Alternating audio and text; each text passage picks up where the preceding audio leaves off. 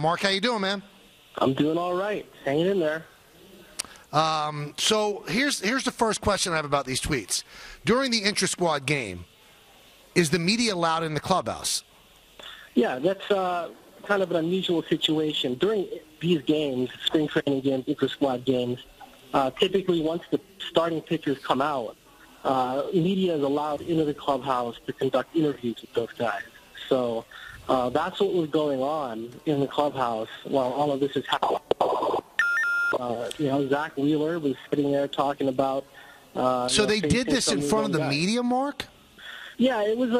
It was kind of quiet actually. I mean, David never really raised his voice, and I just happened to catch it out of the corner of my eye, and I could see that something had gone down. Because it was kind of unusual, and then I poked around a little bit and just started asking about it and kind of put it together. I made sure to get to those guys before they took off because I didn't want to make any assumptions about what I was seeing. And, they were forthright about what had gone down. It looked, I think, as it was happening, it looked like something, that I ended up reporting, that, hey, it looks like they got on this kid.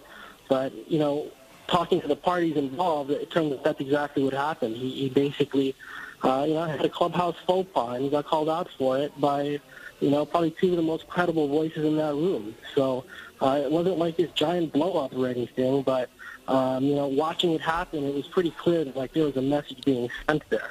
And it sounded through your tweets, Mark, that the pitchers have been told before they've got to be out there during inter-squad games, but it sounded like Syndergaard didn't even understand what was going on at the time. So was that a message he just never maybe understood before? Yeah, it was hard to tell. I think, the big thing there was, like you said, I think those guys were unnoticed that, there's an expectation to be out there. And it's also important to note that, this is not Syndergaard's first big league camp. But, when I talked to him today, I think he was genuinely surprised because, he was just sitting there thinking he wasn't doing anything wrong. And all of a sudden, David Wright's on him, and those who've covered Wright and have been around him know, he's a pretty easygoing guy. And even doing this, it wasn't like he raised his voice and made a giant stink about it. I mean, he was smiling throughout all of it, but you could tell he wasn't joking when he was giving him a hard time for being in there. And honestly, I think Noah took a second for that to process, and it really didn't process until Bobby Parnell walked over, took the plate through the trash can.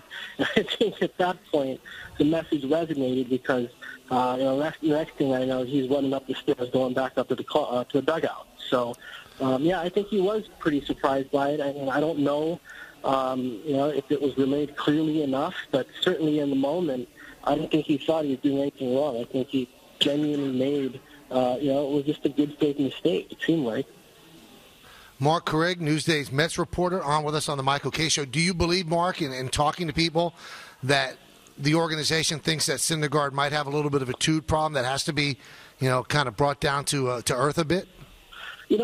I would say that's a little bit overstated. I mean, certainly he's young. He's a young guy, and, there's some maturity issue there as far as, and he was pretty forthright about it last week when there was so much talk about him getting promoted and being the next big thing. I mean, he was on Twitter paying attention. And, I actually thought it was cool of him and insightful of him to be able to look back at that a year later and realize how big a mistake that was to be distracted by these things. So, there is some maturity issues there, but I don't know if it's anything that's extreme. I mean, he is still pretty young in his development, and for someone who, if he was super immature, I don't think he would have been able to have the insight that he did last week about realizing that, it was probably not a good idea to be checking social media for when he's going to get promoted. So I guess to answer your question, there's some issues there, but I don't think it's anything extraordinary. And certainly, just in my experience covering baseball and seeing other top prospects come through,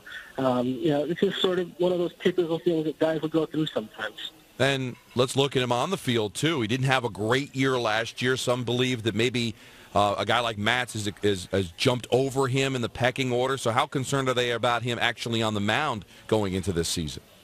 That's a good question. And when you talk to scouts, there's a few that will say, Steve Matz, as you mentioned, has made a big jump. And, some of them actually do think that he may have surpass Syndergaard. But, from the people I talked to within the organization, I don't think that that's where they're coming from. I think they still see someone who's very, very talented.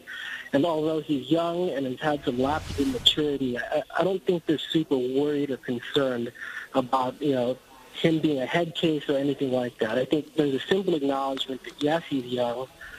He's not going to be perfect, as we saw today. But, all that aside, I think the talent and the hopes they have for him are still very, very high. And within the organization, I don't think there's much of a debate that this is their top pitching prospect. So, I know publicly and, again, from the outside, you can make that debate that maybe Mets has leapfrogged him, but I don't know if the Mets see it that way exactly. Before I let you go, we'll talk with Marc Carig of Newsday. How did Wheeler look today? Hey, it was getting his work in, as the old term goes. I mean, he actually, I don't even think he got 3 outs in the first inning. I think he hit his pitch count. So, he's still ironing stuff out, just like you'd expect with a lot of these guys. He got hit a little bit, but, he's at the point in his camp where just tweaking stuff and making sure that the mechanics are sound for when he's actually facing opposing hitters. But, kind of what you would expect for early in camp, still ironing things out. But, he seemed pretty confident about it after the game today, or during the game, I should say. He seems fine. So certainly another arm to keep an eye on around here.